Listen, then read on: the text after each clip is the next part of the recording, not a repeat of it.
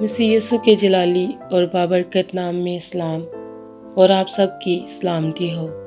آج ہم دیکھیں گے خداوند کے زندہ پاک اور خوبصورت کلام میں سے پیدائش کی کتاب 37واں باب اس کی 19ویں آیت سے لے کر آخری 36 آیت تک۔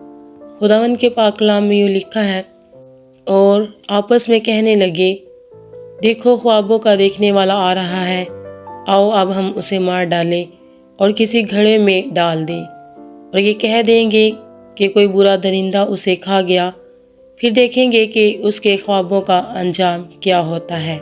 تب روبن نے یہ سن کر اسے ان کے ہاتھوں سے بچایا اور کہا، ہم اس کی جان نہ لیں، اور روبن نے ان سے یہ بھی کہا کہ خون نہ بہاؤ، بلکہ اسے اس گھڑے میں جو بیابان میں ہے ڈال دو، لیکن اس پر ہاتھ نہ اٹھاؤ۔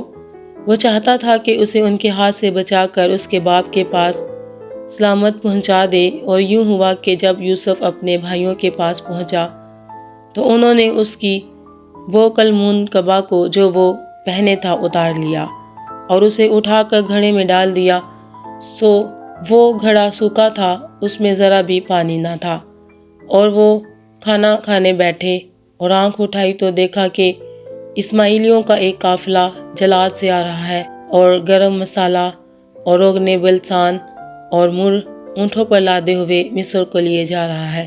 تب یہودا نے اپنے بھائیوں سے کہا کہ اگر ہم اپنے بھائی کو مار ڈالیں اور اس کا خون چھپائیں تو کیا نفع ہوگا؟ آؤ اسے اسماعیلیوں کے ہاتھ بیچ ڈالیں کہ ہمارا ہاتھ اس پر نہ اٹھے، کیونکہ وہ ہمارا بھائی اور ہمارا خون ہے۔ اس کے بھائیوں نے اس کی بات مان لی۔ پھر وہ مدیانی سوداگر ادھر سے گزرے، تب انہوں نے یوسف کو کھینچ کر گھڑے سے باہر نکالا اور اسے اسماعیلیوں کے ہاتھ 20 روپے کو بیچ ڈالا، اور وہ یوسف کو مصر میں لے گئے۔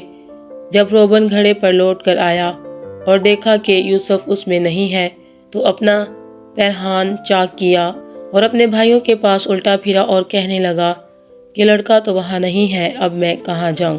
پھر انہوں نے یوسف کی قبا لے کر اور ایک بکرا ذبح کر کے اسے اس کے خون میں تر کیا، اور انہوں نے وہ کلمون قبا کو بھجوا دیا۔ سو وہ اسے ان کے باپ کے پاس لے آئے اور کہا کہ ہم کو یہ چیز بڑی ملی، اب تو پہچان کہ یہ تیرے بیٹے کی قبا ہے یا نہیں۔ اور اس نے اسے پہچان لیا اور کہا کہ یہ تو میرے بیٹے کی قبا ہے، کوئی برا درندہ اسے کھا گیا ہے۔ یوسف بے شک پھاڑا گیا۔ تب یعقوب نے اپنا پہرہان چاک کیا اور ٹاٹ اپنی کمر سے لپیٹا، اور بہت دنوں تک اپنے بیٹے کے لیے ماتم کرتا رہا، اور اس کے سب بیٹے بیٹیوں سے تسلی دینے جاتے تھے، پر اسے تسلی نہ ہوتی تھی۔ وہ یہی کہتا رہا کہ میں تو ماتم ہی کرتا ہوا قبر میں اپنے بیٹے سے جا ملوں گا۔ سو اس کا باپ اس کے لیے روتا رہا، اور مدیانیوں نے اسے مصر میں پوتیفار کے ہاتھ، جو فرعون کا ایک حاکم اور جلوداروں کا سردار تھا، بیچا۔ خداوند کے زندہ پاک اور بابرکت کلام کے پڑھے اور سنے جانے پر اس کی خاص رحمت اور برکت نازل ہو۔ خدا باپ کا شکر ہو، آمین۔